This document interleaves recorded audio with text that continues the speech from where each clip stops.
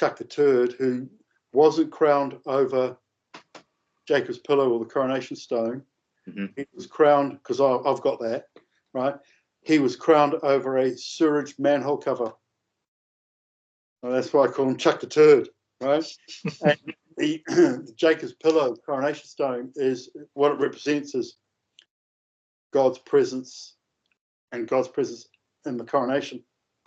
So I see, yeah. the coronation wasn't there, right? So I actually sent the document to Queen Elizabeth II and Prince Charles saying that I had the coronation stone.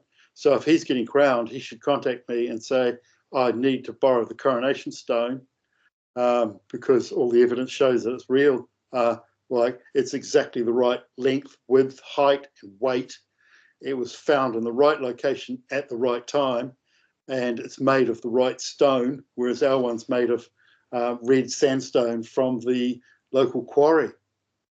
Scone Palace has a quarry 1 mile south of it called Scone Quarry, and the stone that they have, the sewage manhole cover, has been identified and tested as coming from Stone Quarry, right?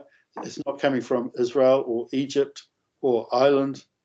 And I've actually got a letter from Historic Environment Scotland stating that the stone that they have is not the stone that you are seeking from Ireland, and it is locally quarried in the Scone Quarry. And it also has chisel marks all over it to chisel down the size, and it's the wrong weight. It's like 446 pounds instead of 336 pounds, right? And my one weighs 333 pounds because when we dug it up, we actually chipped a bit off it, which prophecies actually say that a bit of it will get chipped off. Wow. So Charles doesn't have a real coronation, and I'm the only person that can crown the King of Scotland because I've got the stone, right? So I tested the stone, and so far it's come up good. And I wrote to him, Historic Environment Scotland, and said, like, I've dug up the coronation stone, Jacob's Pillow, Leofel, Stone of Scone from Scotland at the right place, at the right time, as shown in the old maps. I read the old maps and it said where it was, right? That's all the time. And when the way we dug, you know, I said it's here, and then we dug back and there it was. And then the height of it was if my left foot was standing on the stone, as it should be for a king raised, and my right foot was standing on the bottom of the stone, then my hair was the grass. That's how deep it was. That's right. Yeah, I remember you saying that. So it was exactly your height, basically, from the stone to the surface. And then the two towns, a mile and a half away, first syllable said H-A-L, and the second syllable of the second word said L-E-T-T. So it said Hallett. Yeah, it's just like all the signs are there, right? And it related to Cinderella too, because the digger I got was pumpkin gold. Like, you know how the Cinderella gets into a pumpkin and it turns into a golden carriage, right? And the digger that I used, a D8 digger, was orangey gold and the size of a carriage. It was a pumpkin carriage. You know, if someone was visual, because Cinderella was written in about AD 33 in Alexandria in Egypt, right? And it was a prediction of who would find Jacob's Pillow. And you got to find the glass slipper, which is the Glasgow slipways. Glass slipper, Glasgow slipways. So up the top of the Glasgow slipways, when the water was higher and the land was lower, that's where the stone was, at the end of the Glasgow slipways. Yeah, wow. And the field below it was called Jacob's Water. But it was written with an L, so it's Lacob's Water.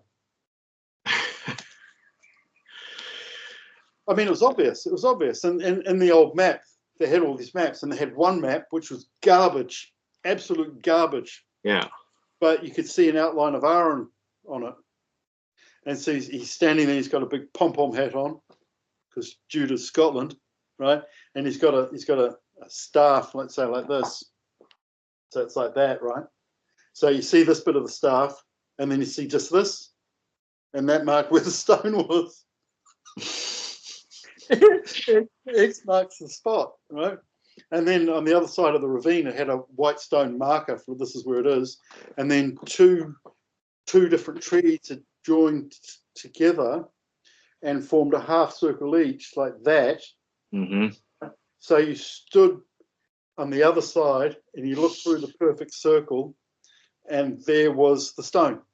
So nature was contributing to that. The stone was divine. Nature was. Yeah, like nature was pointing to it. Yeah. Yeah, and so it was called Square Woods, right? The whole thing was the where it was found was called Square Woods. The next woods was called Fairy Woods, and the next town, which was 4 miles away, was is the biggest pilgrimage site in the UK. Wow. So it's a divine area, you know. Mm-hmm. So when I first went to get to the fields, farmers are there with shotguns. It's a self-ruling zone. And plus, well, they were really good people, though. They were great, good people. So we had a good laugh over it, and I ended up going up 5 or 6 times to get it. And so when I ordered the digger, so you got to order the digger. So I ring up the local boy to get the digger, and he's at Roslyn Chapel digging, right, which is absolutely the other side of Scotland, from Glasgow to basically Edinburgh, and just a bit south. So what are the chances, right?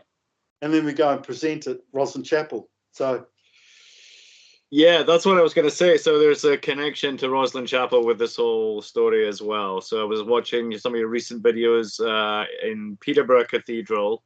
Yeah. And yeah, you were saying there's a connection with Roslyn, which is the Rose Line. And do you want to talk a bit more about that? I had been there to visit like a few years back, but okay, you know the movie, the Dan Brown's movie, The Da Vinci Code. It's the main character in that is called Robert Langdon, right? Well, the actual guy who did it was Steve Lawton, right? So Langdon to Lawton is very close. Mm-hmm. So Steve Lawton was doing it. He was actually Mashak Ben Benjamin, and he's a good friend of King David's, and they were going to come and see me. But Steve Lawton was driving along a straight road in the middle of the day in dry weather and got killed in a car accident. And the beginning of the movie, they have a car accident. And the beginning of the Da Vinci Code, the Citroen DS, which is called the Goddess, right? There's a car accident. It's a purpley brown Citroen DS, right? And its number plate is 3574 AP 74, right? Now, in 1974, we owned a Citroen DS, the Goddess, in that purpley brown. And the woman who survives is called PS, which is Princess Sophie, but PS is also Prince of New Spain, right? Same name as my progeny. So we owned the same colour Citroen, same type of Citroen in 1974, which is on the number plate twice. Right? And AP stands for Queen Anne Boleyn, my ancestor, who was Anne Pembroke. Right? And my mother was born in 1935, and it's 35 on the number plate, and it's her car. And 74 in France, on the number plate, the last digit 74 is an area of France, and it's where France meets Switzerland at Geneva, and the town of Geneva carries across into France. Mm-hmm. And you got things like the Geneva Convention, etc. And also Switzerland was where all a lot of the counterfeit documents were done. Like at Frienisberg Abbey, the Magna Carta was made in Frienisberg Abbey in 1234, not 1215, made in 1234, taken to Italy, picked up in 1620s, and then taken back to Britain, and then habilitated into history. So the person who discovered the Sangréal was Steve Lawton in real life, and he was a Hollywood film producer. And he died in 2022, killed in a car accident. in a straight road in daylight.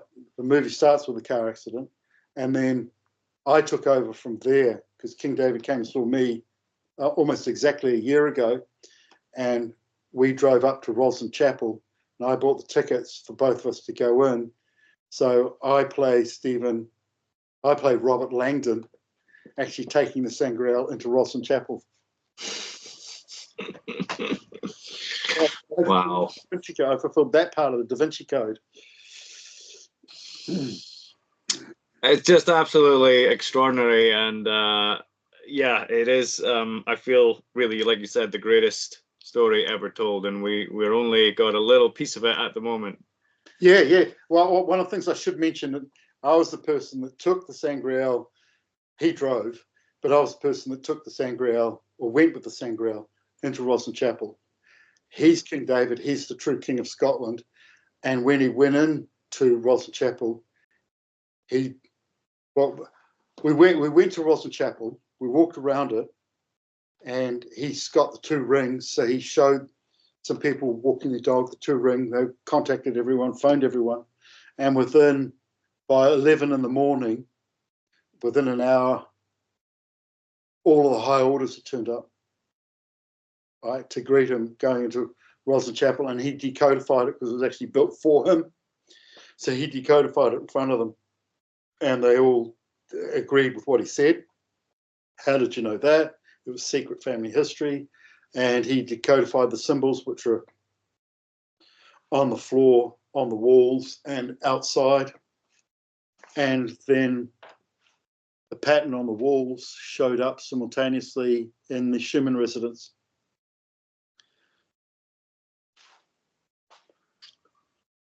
Yeah, so magic happens. It's a kind of it's kind of magic, right? So I played the part of Robert Langdon in the end, taking the Sangréal to Roslyn Chapel. But King David is the Sangréal. He went to Roslyn Chapel, broke the codes.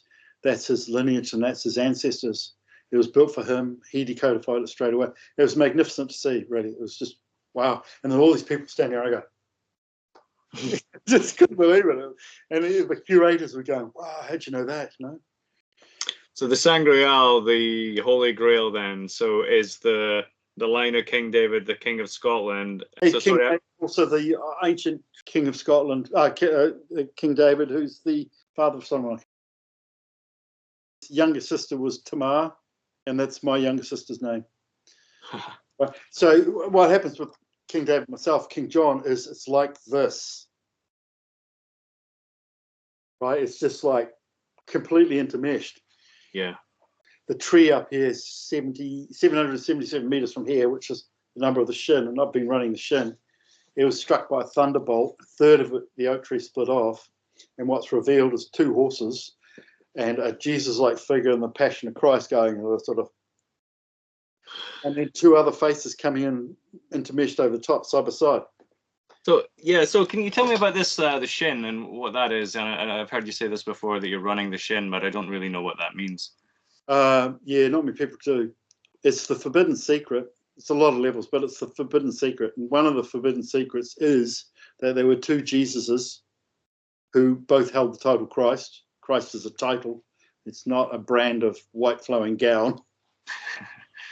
It's a title. It's an actual title. So there was actually about 6 people called Jesus who were playing the part. It was the 5th most common name at the time. There were 2 people called Jesus who were third cousins who both held the title Christ. One ended up in the Algarve. They both went to the Algarve, and then one carried on to England and Scotland. The shin is the forbidden secret, which is that there were 2 Jesuses. So that's the shin for the Catholic Church. And the shin for Britain is that the British royal family are flatline royal. They're completely fake, and they have no bloodline. They're commoners. They're usurping commoners. And we're king, so we're taking it back. I see. Yeah. So it's like like I said, forbidden secret that kind of exposes the whole thing. Yeah. I should use that when I say that, so that people can go, oh, look, that's the royal mark of Prince Regent Duke Governor, which means king to be. And then this is, by this mark we shall win. Right, so that's all got meaning. That was actually given to me by Queen Victoria's great granddaughter and great grandson. Amazing. Yeah, it just goes on. It's all, we've just been lied to on everything. And when you do the research, and the only way you can do the research is sit down with intelligence officers who are dying, so they actually want to get it across. Mm-hmm. They don't care the consequences. Or you sit with princes who have heard the conversations and the stories around the dinner table, and they've been initiated into the high orders, and they all come together and say this happened, this, and they work out what happened, and they actually show you the royal marks to confirm what they're telling you is true, right? And there's no one on the internet that's ever shown a royal mark. They don't have them. But people go, oh, I'm the king of this, I'm the king of this. Show me a royal mark. Yeah. What I find about like the way you talk and the way you write is, and I always have recognized this, is like you actually give all the information that's needed to verify what you're saying when you're saying it. So like, it's always like names, dates, times, places, exchanges, like things that are on record. And yeah, it was notable for me just reading your work how much better it's reporting history. Like this is how it's done, this is how history should be told. It's like they always should, whenever something is being said, it should contain all the information you need to verify it. Yeah. And I feel like that's the way that you communicate, and that's what gives it all such strength and such lasting impact. Yeah, I just really appreciate all you've done to like put it out there.